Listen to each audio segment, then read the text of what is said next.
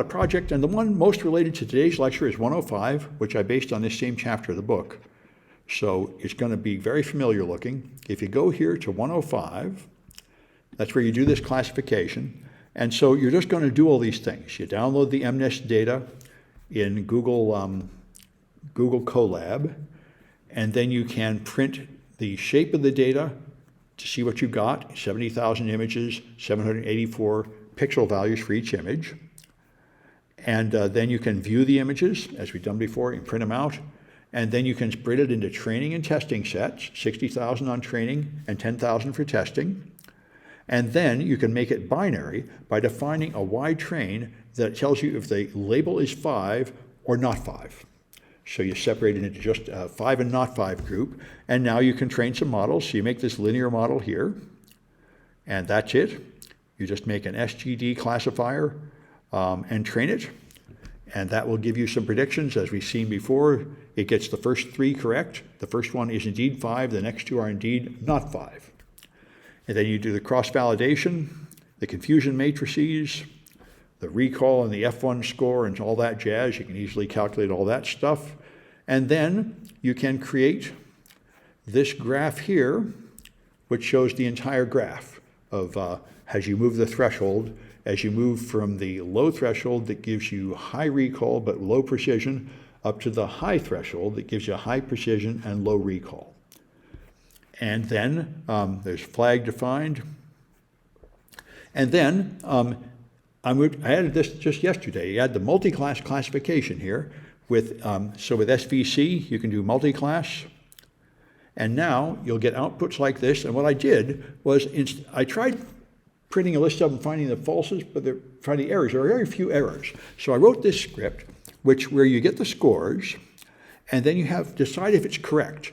Does the real label match the predicted label? And if it's false, then print it out. So I printed for all the first 100 training images. I printed the ones that were wrong because there were only 3 that were false. So here's the 3 that were false. So this one, number 48, was false. It really should have been a 9. And you can see the answer for 9 is 8.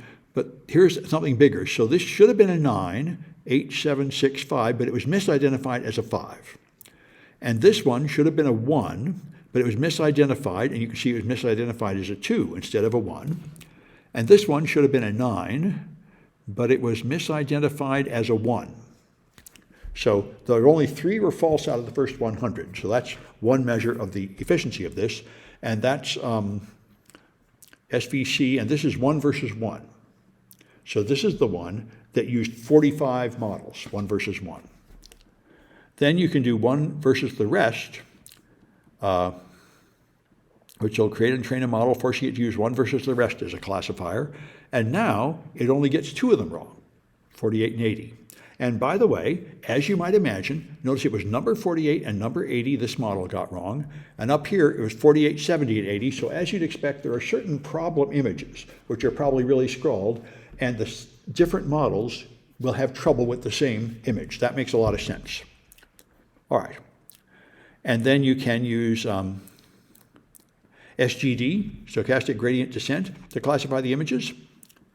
And here it makes 5 errors in the first 500 images. At first I looked at the first 100, there were no errors at all. I thought something wrong. This is extremely good. Remember, the other one is making 2 or 3 of them wrong in 100, 2 or 3% wrong. This one is down to 1% wrong. There's only 5 bad ones when you look at the first 500 images. So this seems much better. And in this case, that was too suspicious. That's too good. I don't think that's true. I think it's overfitting. And to check for that, you can go and check the test set. We've been looking at how well it predicts the training set, so let's just do the same test on the test set and look at 500 of them, and it got 91 of them wrong, the first 500. So that's back up to like 2% wrong. So it is overfitting. It's getting too good on the training set and getting worse on the test set, so you're fitting the noise in the images. You're not finding the real trend of the real data. All right. And so you can then do cross-validation. And in this case, you'll get 84%, 80%, and 84% when I did it. So those are the 3 folds for cross-validation. Now, one thing about standard gradient descent is if one of there's a nice picture in the book about this, if you have, the inputs are scaled wrong, like one of them is 100 times bigger than the other, then everything gets squished down to narrow valleys and it tends to get lost and not find the bottom as it's trying to roll down the hill. So it's a lot better for standardized gradient descent to scale all the inputs to the same scale, so hopefully the values are round and it's easy for it to find its way to the bottom. And so there's a function that does that called scalar fit transform.